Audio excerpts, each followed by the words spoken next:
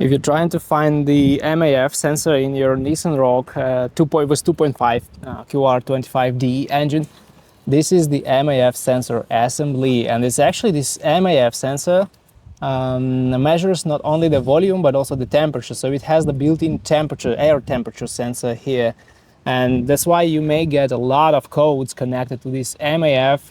And I wouldn't say it's faulty, but this connection is not good, and as you see, it was repaired with some duct tape here already in order to have contact. So maybe the contact is the issue and you have to check it. If you're getting the codes connected with the MAF sensor, you may need to check for air leaks in this system first, in this system. So you need to check for air leaks. You need to check the air filter, if this air filter is okay.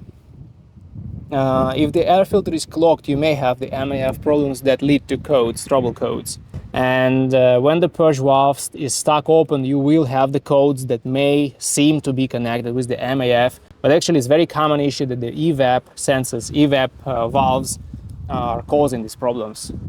And also the PCV system may cause these issues. The PCV valve may create a lot of problems with air not circulating between the engine crankcase and engine intake, and this may create issues with air pressure in the engine, and so you will have also the MAF sensor connected codes.